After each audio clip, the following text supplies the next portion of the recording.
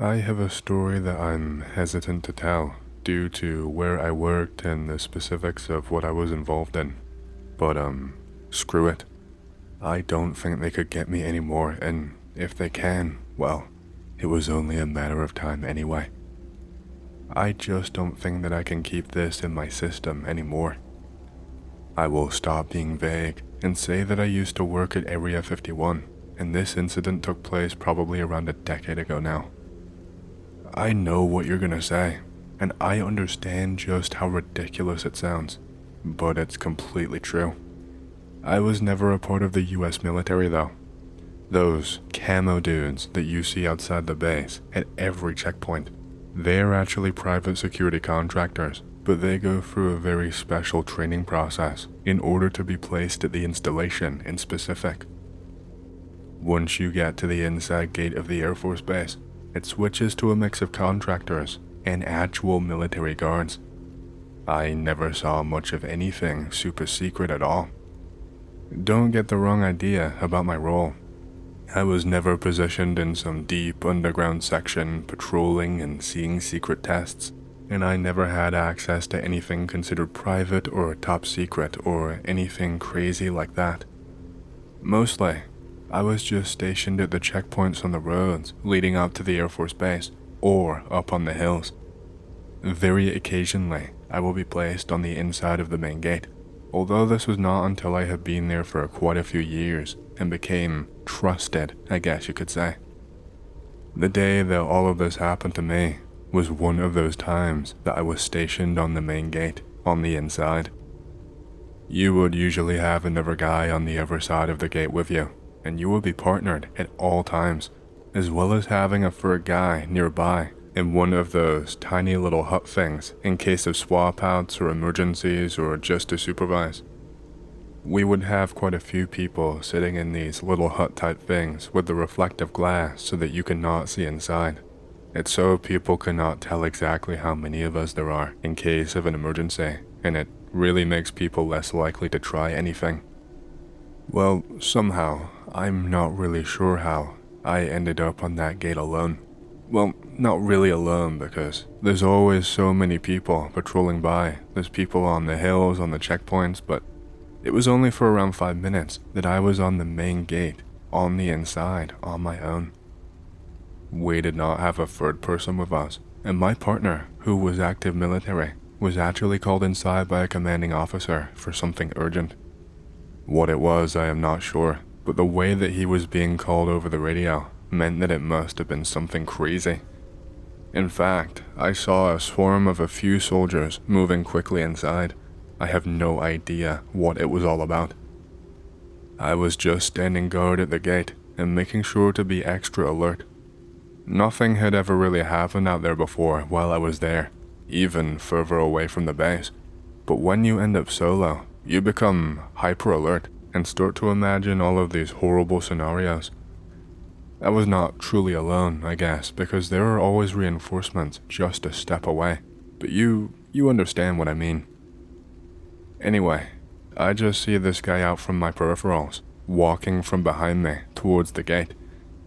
He was dressed in military fatigues, but he also had this big-ass helmet that clearly was not his size and was way too big for his head, covering half of his face. At the same time, he was wearing these shades, like operator glasses, so I could not see his eyes either.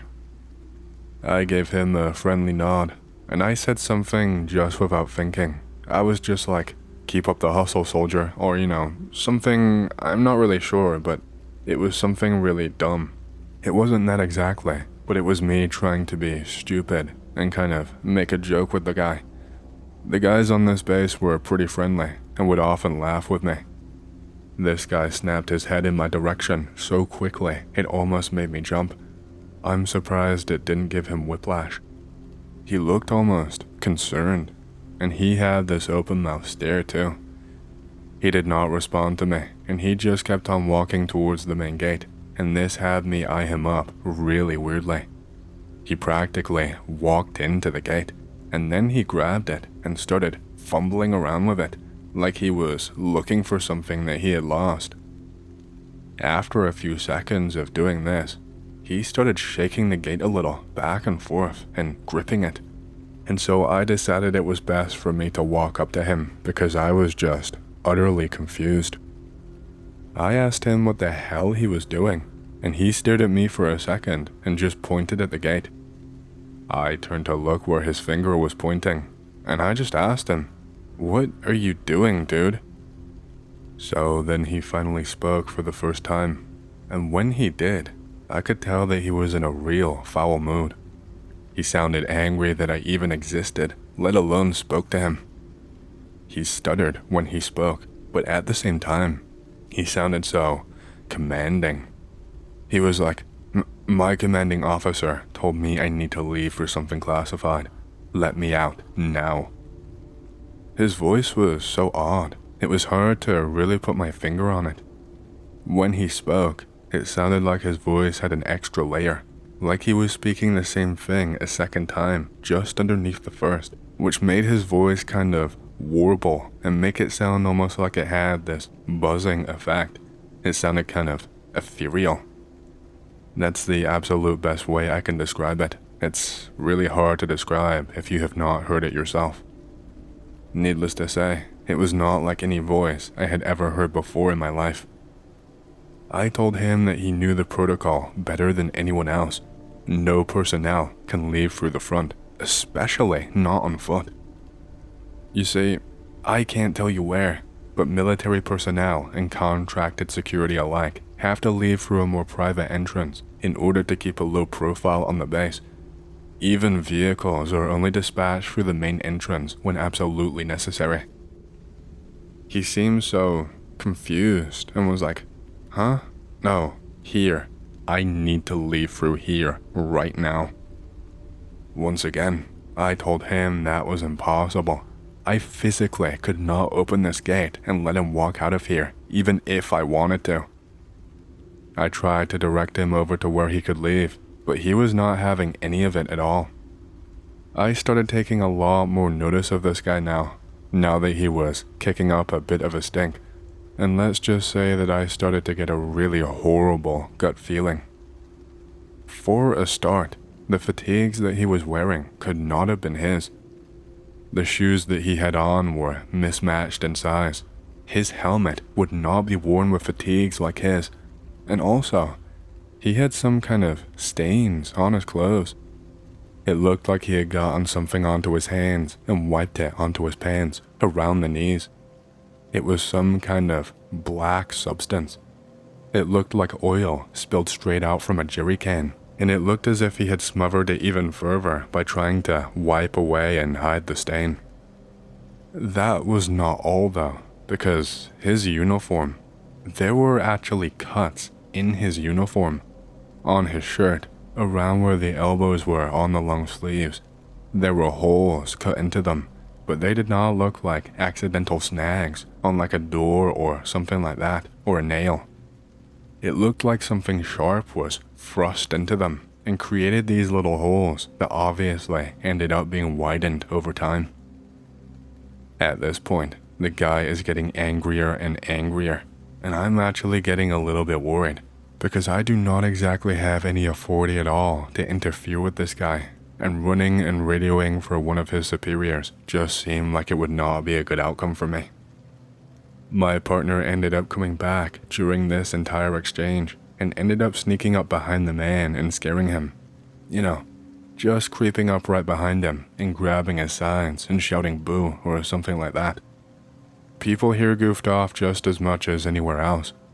I know people think of it as like a super serious place with top secret research, but it's really just a normal ass airbase with normal ass people. For the most part anyway. You should have seen the look on this guy's face. He reacted as if he was about to fight, and I saw his arms tense up and move slightly in my partner's direction. My partner started asking him what his problem was, and the guy said that he needed to leave urgently right now. My partner walked up to the guy and knocked on the top of his helmet and asked if he had a brain in there. Then he told him to fuck off and go to the normal exit. The guy got angry, but when his helmet lifted up just a little bit, and exposed the top of his head due to my partner knocking on it and moving it. He actually really freaked out, grabbed onto his helmet, pulled it down, and then ran off into the direction that he was pointed in.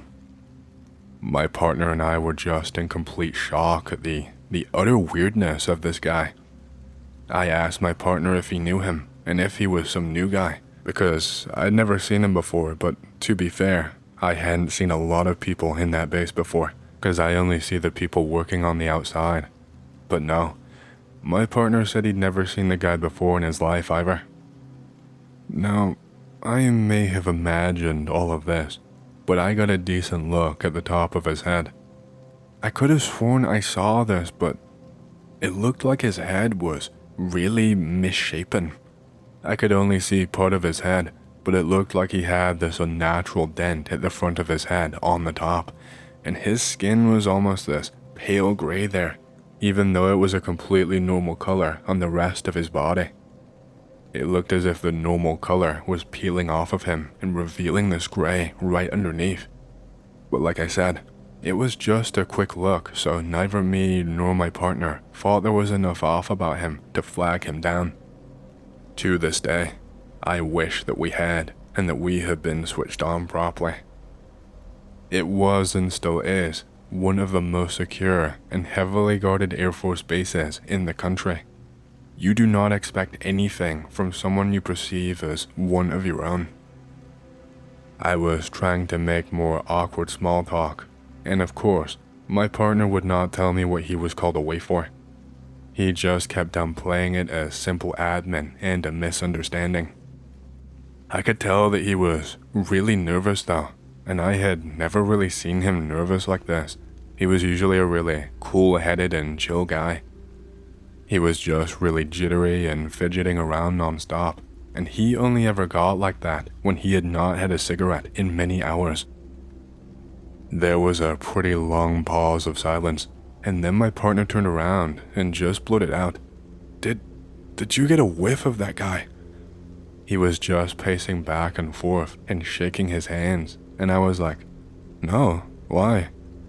After I responded no, he kind of tried to downplay it again and was like, "Nah, no reason." But then he burst into conversation again not long after and started telling me how the guy stunk really badly of gasoline mixed with rotten eggs. I told him I never smelled anything at all. I was a bit noseblind though, so he could very well have been smelling what he thought, and I just couldn't smell it.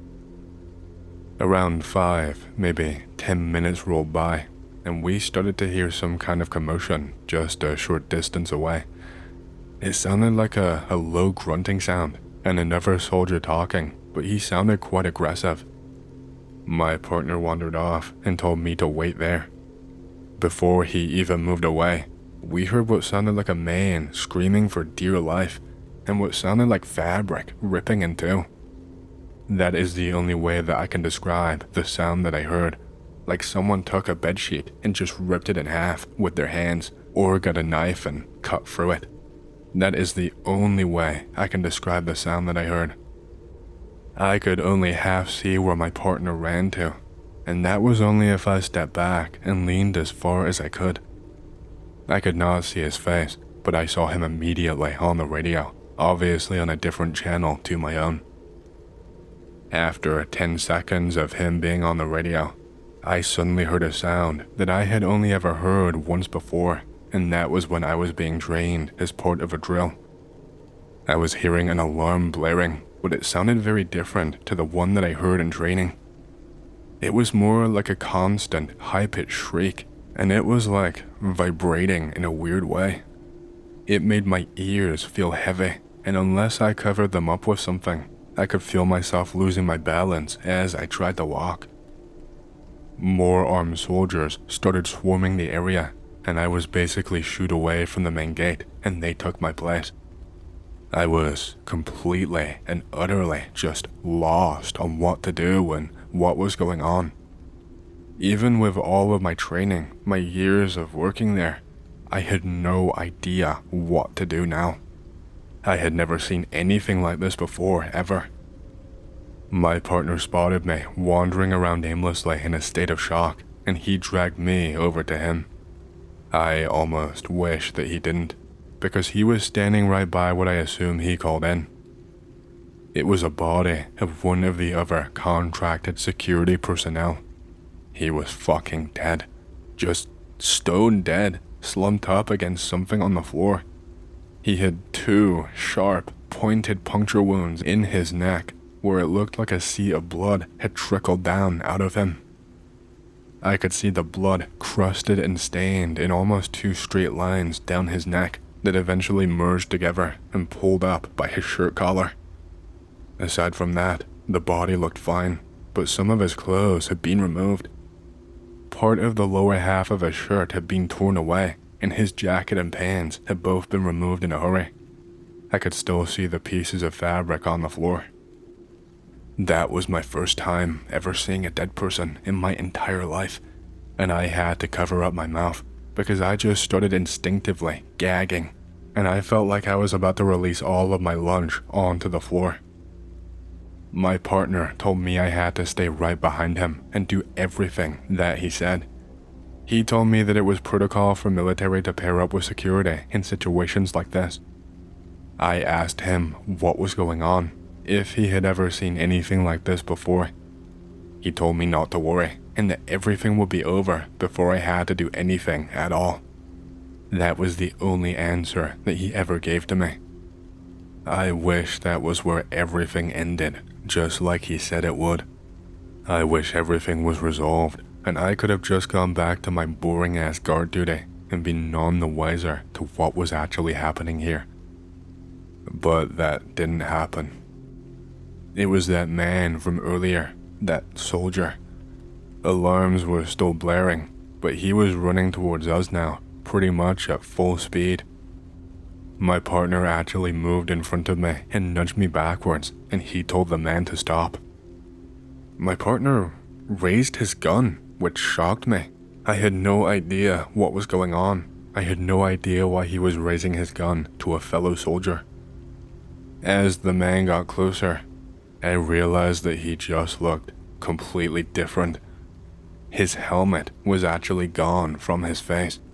The glasses that he was wearing were cracked and barely hanging onto his face anymore. He was wearing different pants, and his face, it did not look human anymore. Before, his skin was just a little bit tanned and looked pretty normal, but now his skin was actually peeling away, and underneath, there was a ton of pale gray showing, just like what I saw on his head earlier. It looked like some really extreme case of vitiligo, except underneath, his skin was not just gray, his face looked completely different. I don't know how or why, but the normal looking skin on top was a lot fatter and looked healthy. But underneath the man's face, it looked more gaunt and like he'd been starved. That dent on his head was now fully visible, and the back of his head was dented and kind of curved too. It looked like some kind of fucked up cereal bowl. And the rest of his head underneath was just different in shape, deformed almost. He was wearing these brown leather gloves, the same as earlier, only now, there were rips at the top of them, where the fingers were now poking pretty far outwards, and there was something wrong with them. The fingers were entirely misshapen and looked like they were bent at right angles multiple times. The knuckles were jutting out almost twice as far as they should have been, and at the end of the fingers, there was something sharp there. It was not massive, but at the end of each and every single finger, there was like a kind of thin, curved blade, maybe only a few inches tall. The man talked only once, and his voice sounded just as strange sounding as it did before, except now, it sounded more strained and like he had a sore throat. He just screamed, "Let me go. Let me out." My partner fired at him. It took me completely by surprise, and I shot my hands up to my ears to cover them, but by that point, they were already ringing, and my hearing seemed quite muffled. He fired off 2, maybe 3 shots, I can't really fully remember. I saw them hit this thing, and there were holes being formed in the skin where the bullets connected, but I did not see anything coming out. I didn't see any blood. And then, really quickly, faster than I could even really comprehend, my partner was dead. I don't even really know what happened. 1 second he was standing there, firing his gun. The next second I saw him clutching at his throat and choking on something, and his gun was now on the floor. After around maybe another second, I felt a heavy weight colliding with me and slamming me down onto the floor. I was face to face with this thing. Time seemed to slow down, but also move twice as quickly, all at the same time. The feeling is really strange and surreal to think back on in retrospect. This man, this thing, had its face just inches away from mine and had its hand hovering over my face. His eyes were so bright, it looked like they were almost glowing this golden color, although I could have been hallucinating, I suppose, due to the intense fear and all of the adrenaline just surging through my body. I just started talking faster than I could even think. I don't even think I was doing it myself. I think it was just happening. It was literally just a word vomit. I could feel sweat pouring down my forehead, and there was spit and dribble hanging from my mouth. I was barely able to mutter out any words, but I managed to say, Please don't kill me. I'll help you. You can leave, please." This thing stopped for just a second, with its hand mid-motion and these sharp blade-like things just a couple of inches away from being plunged into my eyeballs. I saw its face change. It looked as if it was in deep thought for just a split second. It looked almost shocked, surprised, or at least I think it did. It was hard to tell and read its face anymore. But like I said, this only lasted for a second or two before the thing brought its hand down and caught me. I would have been dead if I didn't manage to move my head reflexively just a tiny little bit. I was pinned down by its body weight, but my neck was just about able to move. This thing took a chunk out of my cheeks and managed to catch my nose too. The blade, the claw, whatever you want to call them, one of them actually got lodged into the bone of my nose, and I felt and I heard a sickening crack as it tried to rip its hand back out, and I heard this squelching sound too. It pulled with all of its force twice before it finally got them free, and when it was doing this, my head jerked violently and it made me really dizzy. All I could feel was that I was desperate to sneeze, but no matter how close I got to the sneeze, it would not happen. And I also felt this sharp burning pain too. I'm not really sure how much time passed by with all of this just happening around me.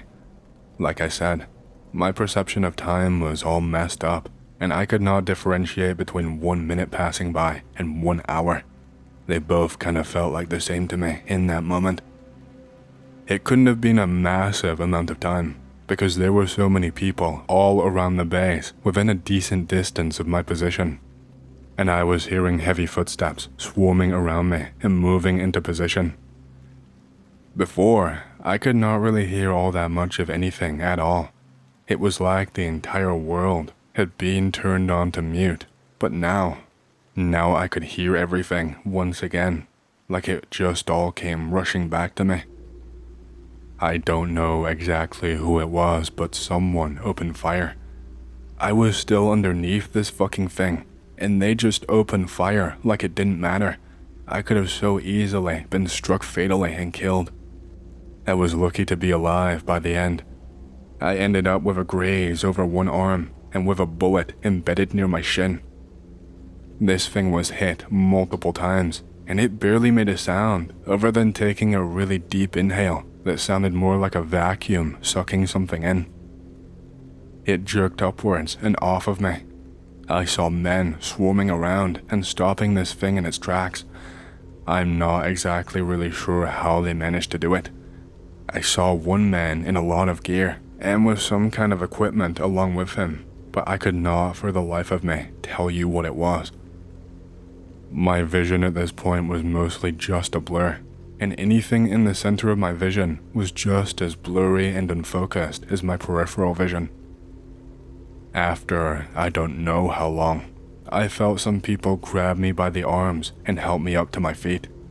And then I was escorted somewhere inside the base, somewhere I didn't know and that I had never been before.